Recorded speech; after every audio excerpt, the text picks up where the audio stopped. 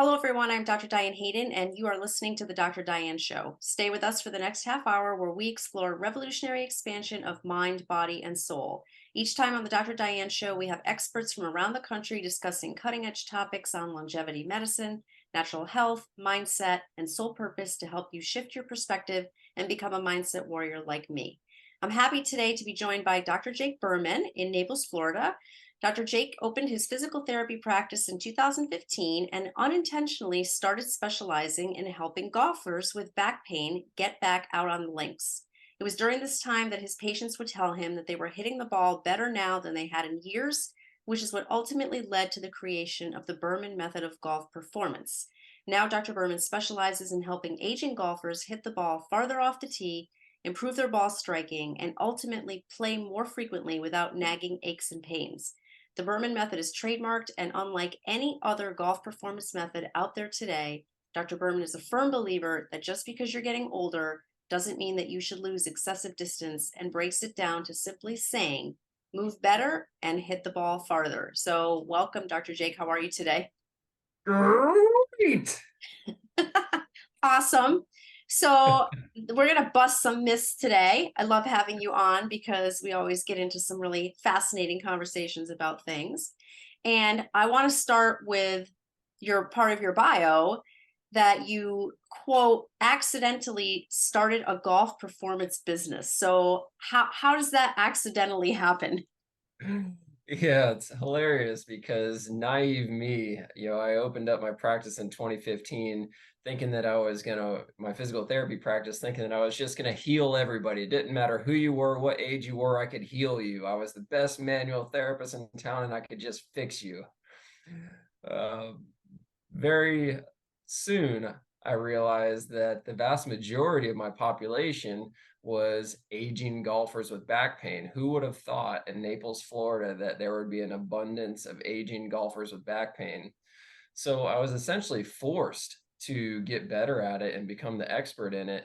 And that's ultimately what led to, well, actually, then my patients started telling me they're hitting the ball better now than they had been in years. And that's when the light bulb went off. And I'm like, wait a minute, what if I did the same or similar intervention with somebody who didn't have back pain, a golfer who didn't have back pain? Would they start hitting the ball better?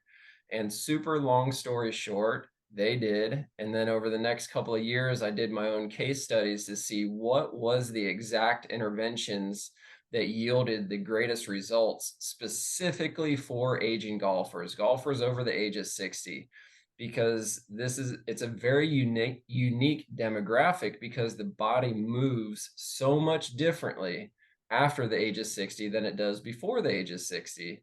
And any golfer will tell you, or at least should tell you, if they don't, then they're on Mars or something, that yeah, my swing is very different today than it was when I was 30 or 40 or even 50. So that's ultimately how we ended up creating Berman Golf, or opening up Berman Golf, and trademarked the Berman Method of golf performance. I love it. I mean, like talk about just finding a niche in the market and something that people need and want. And you basically kind of stumbled into it and no, now are making a whole career out of it. So that's really cool. What is the magic number about 60? Like what is it about that all of a sudden changes people in terms of, we're talking about golf specifically, but it's probably relatable to other sports as well.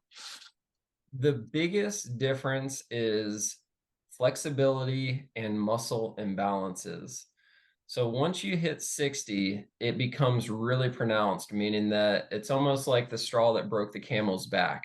Your body's really resilient at wear and tear, and you torturing it, running it wet, or riding it wet, or riding it hard and getting put up wet. I think that's the Yeah. saying.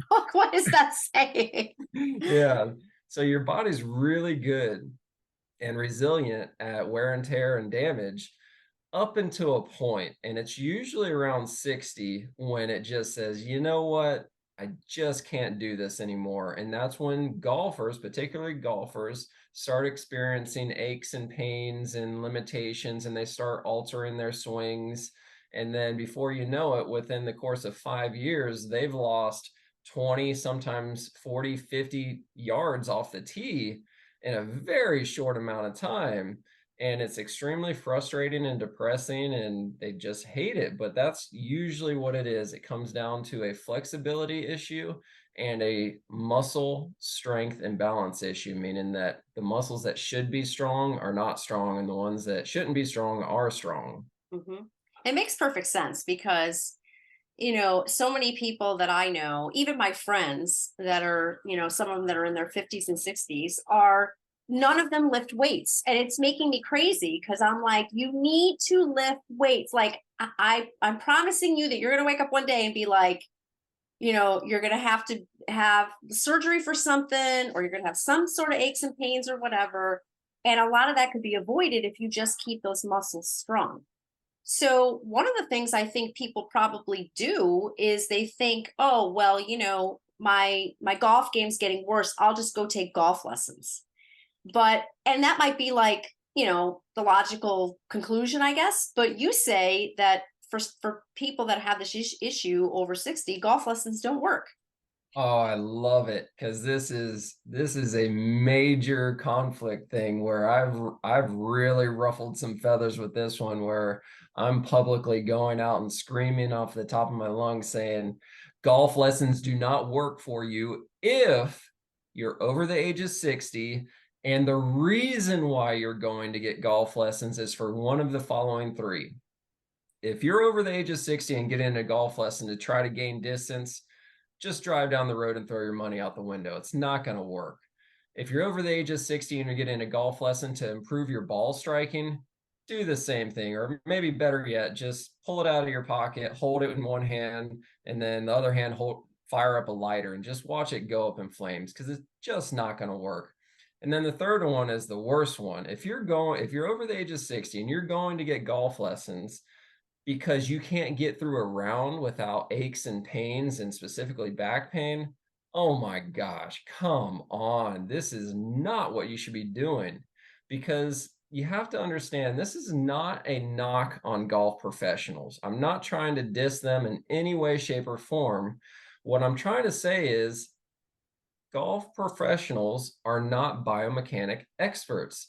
They are experts in technique, in golf philosophy. They're really good at the golf swing and the philosophy behind it and the techniques and the grip and all of the stuff that goes behind it. But they're not an expert in biomechanics. That's me. I'm an expert in biomechanics. So I'm the one that can help you move your body better. Once your body can move better, then go get a golf lesson, and it will not be a waste of your time or your money. So one of the most common things that I hear is aging golfers over the age of 60, that leave lessons more frustrated than when they got there. And the problem is because you're going to the golf lesson and your pro is pulling up this video of Tiger Woods or somebody off of the tour, and they're saying, see this swing right here? You see his position at the top of the backswing? Now, putting it side by side to your position at the top of the backswing. We need to get yours to look like this one, or McElroy or something. They're always comparing your swing to somebody that's on the tour, and I'm going, what planet do you live on? This is 72-year-old Bob, who hasn't done anything athletic in his life other than swing a golf club. And you're comparing it to this 30-year-old kid who works out and golfs 45 to 60 hours a week. I mean, you Yeah. can't do this.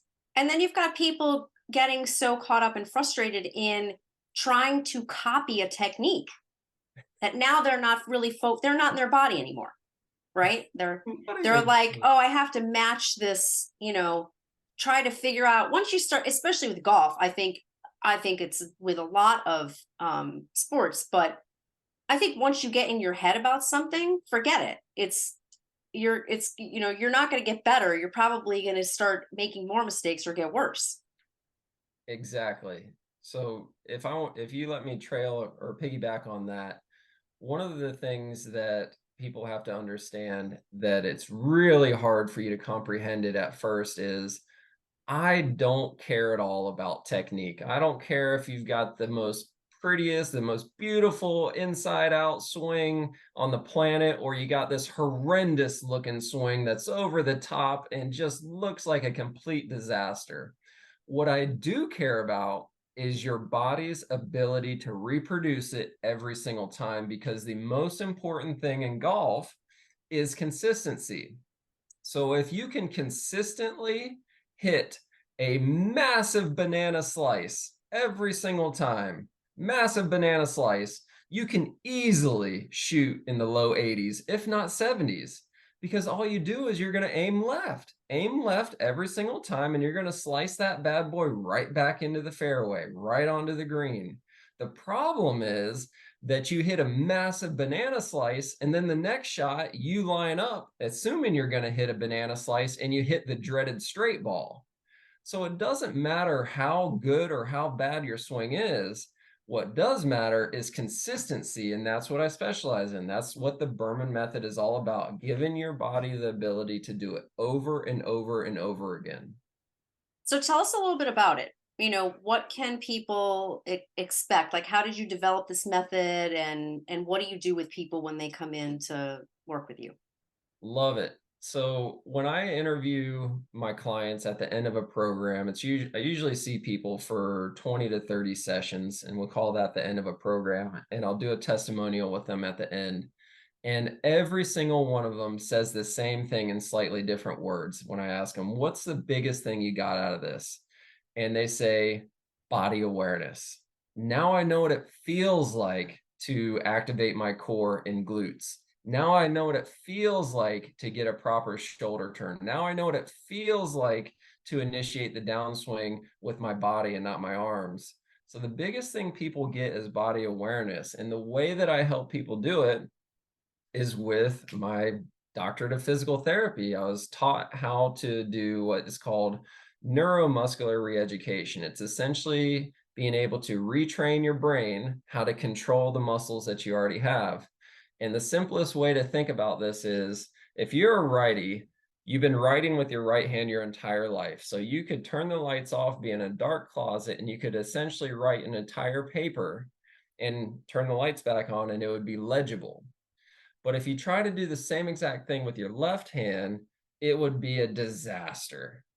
You've got the same exact muscles in your right hand as your left hand, but the problem is your brain doesn't know how to control those muscles in your left hand like it does your right hand. That's called motor control. So when I go through and train your brain how to control those muscles in your left hand, then you can write a paper in the dark.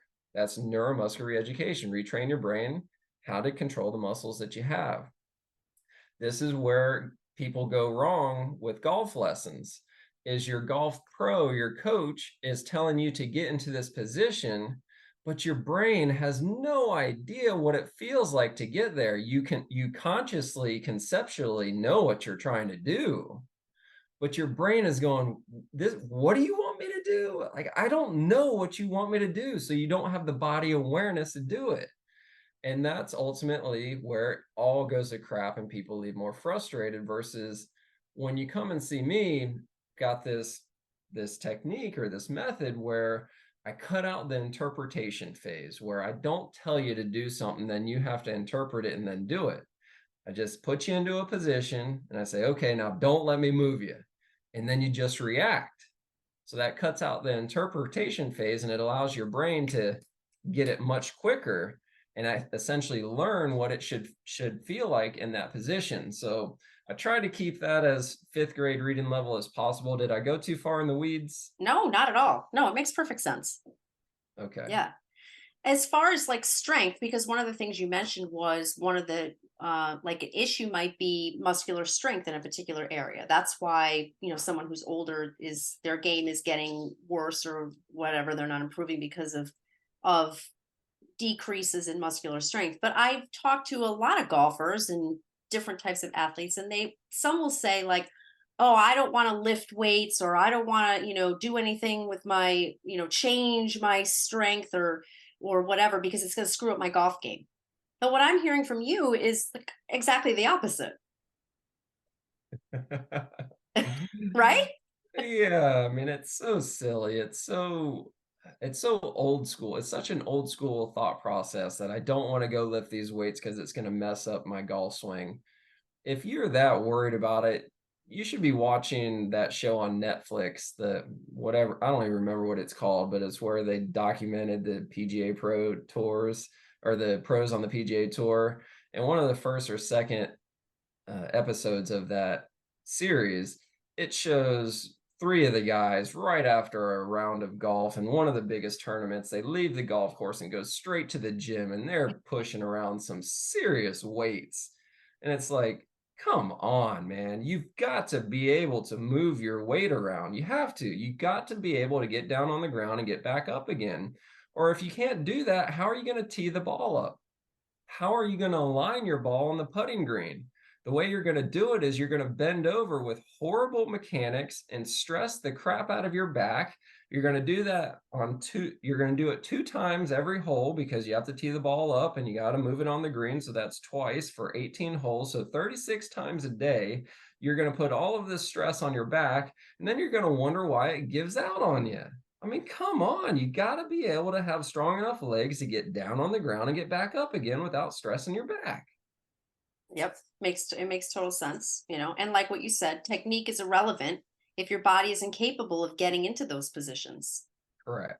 And also, recruit the correct muscles in those positions. So it's just a different philosophy of thinking about it, I think, and kind of getting out of that mindset of well, this is the way I was taught, or this is the way the golf pros teach me, or this is my preconceived notion about lifting weights or whatever. All of that's just shifting the mentality around it.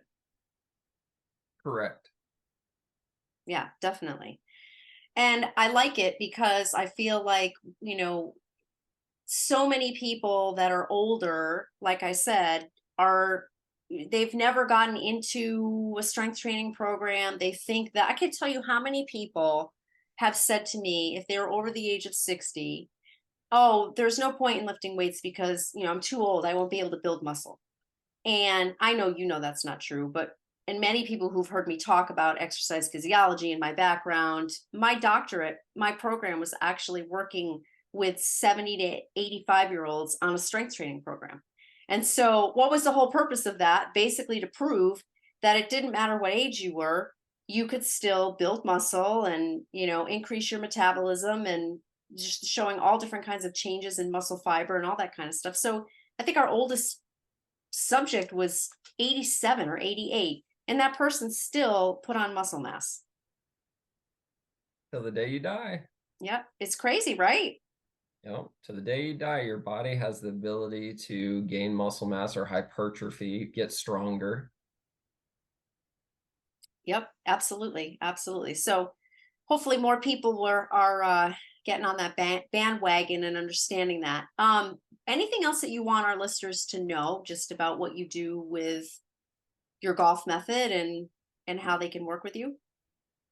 The biggest thing I want people to understand is that losing significant distance off the tee is not a normal part of aging, meaning that when we did this podcast for my physical therapy practice, I had a very similar philosophy, which is pain is not a normal part of aging. It's the same thing with golf. You don't have to keep moving up tees every single year and getting senior um, stiffness calf. Handicaps. Yeah, and just it doesn't have to be that way. And the reason why is because I'm not talking about lifting 300 pounds and gaining a ton of muscle strength. What I'm talking about is functional strength. And here's the number one most common thing that I see with my demographic, golfers over the age of 60, even the ones that think they're in good shape.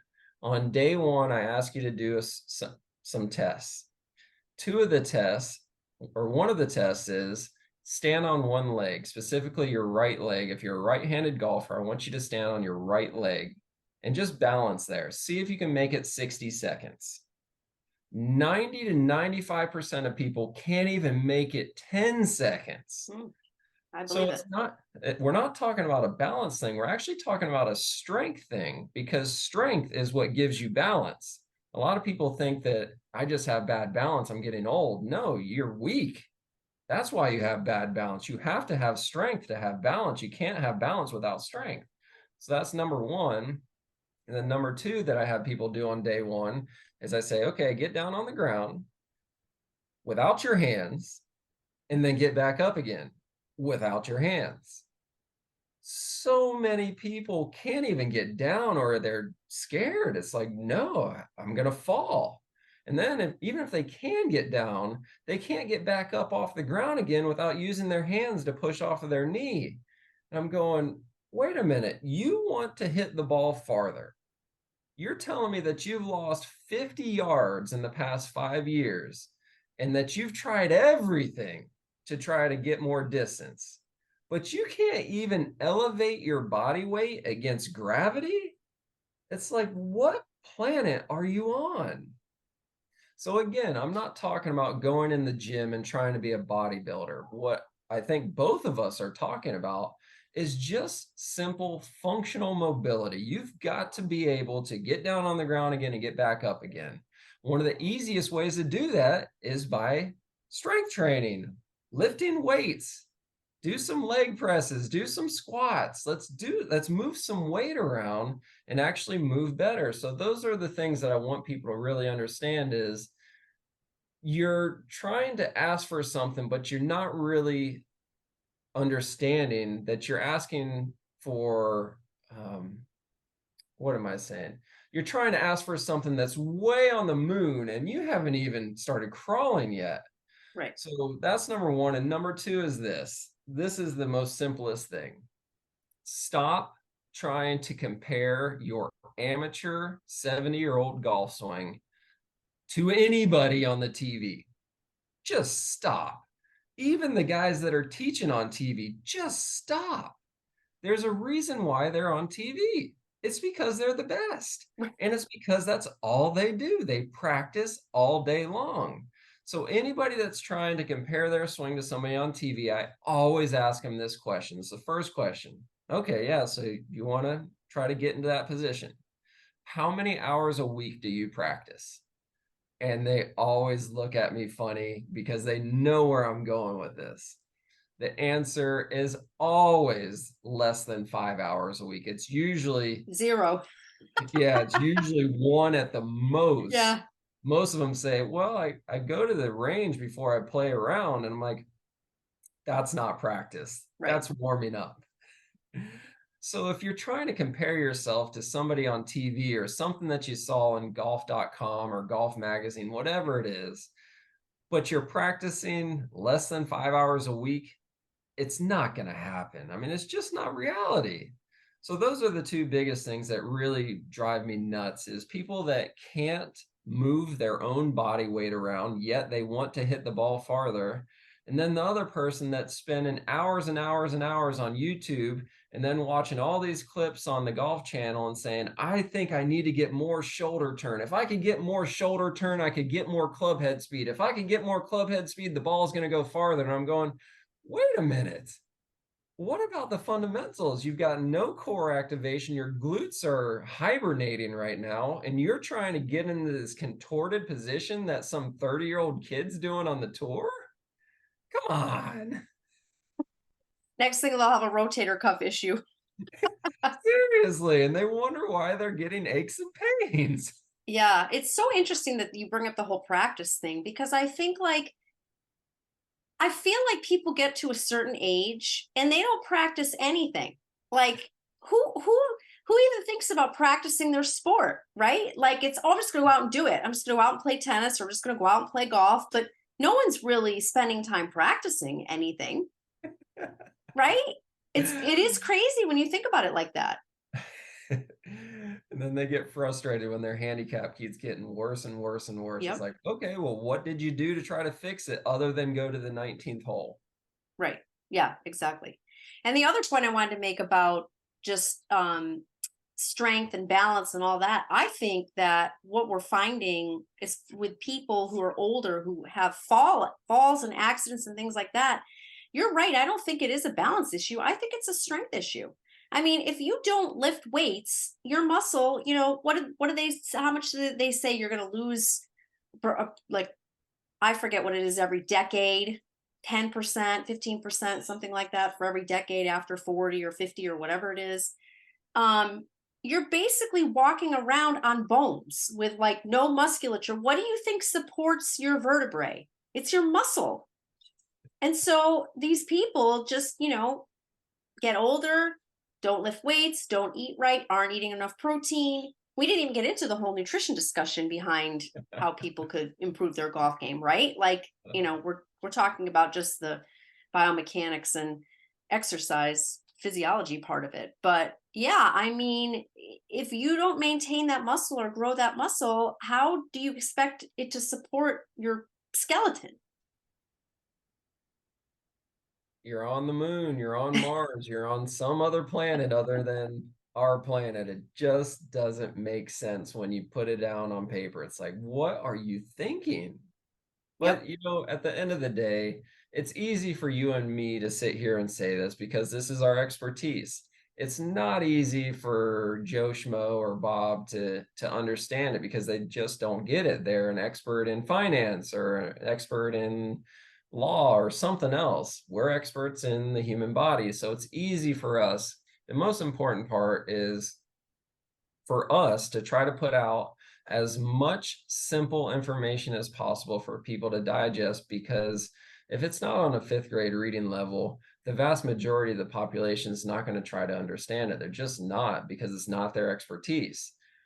So that's what I'm trying to do. All of my YouTube videos are all as simple as I can possibly make them. There's no big words in them or crazy techniques. It's do this, then do this, and it will get better. And it's actually working. I'm getting a ton of good feedback, a ton of older people. I say older, a ton of people that are over the age of 60. They're responding to me and saying, I feel better now. I'm moving better. I have more confidence. All of these positive side effects to doing these simple things for their golf game are translating into other day activities in life. So I think that we just keep going in the right direction, one person at a time, and it'll work. Yeah. Yeah, that's amazing too. I mean, I didn't even think about it from that perspective as far as how it's going to help them just in their daily life. I mean, obviously, you're doing these things that are helping them learn more about their biomechanics and understand it and feel it. Like you were saying, body awareness, feeling what certain things, how certain positions feel and what's working, what's not working. And then, hopefully they're doing strengthening exercises. Yeah, it's going to have a huge effect on their life, not just their golf game. Correct. So that's awesome. So, how can listeners learn more about you or reach out to you? What contact information do you want to give us? The easiest one is bermangolf.com. You can go there and you can see everything that we have. I wrote a book, The Berman Method of Golf Performance, where I just outline it. Super easy read. It's an airplane read and full of tons of useful information and immediately actionable steps. That's also on the website. But our YouTube channel is really where it's at. Go search Berman Golf on YouTube, and we've got a ton of videos on there, and I am not censored on there at all.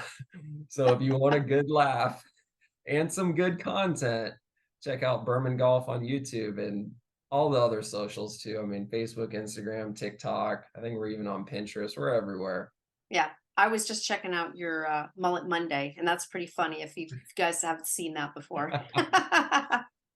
Awesome. So it's Berman Golf. That's BermanGolf.com for people to reach out to you and find you. And you've got great articles in our Essential Naples magazine. You can get that at essentialnaples.com. Jake always has a couple articles on physical therapy and golf. I think what was the recent one? Something about hitting the distance further, right?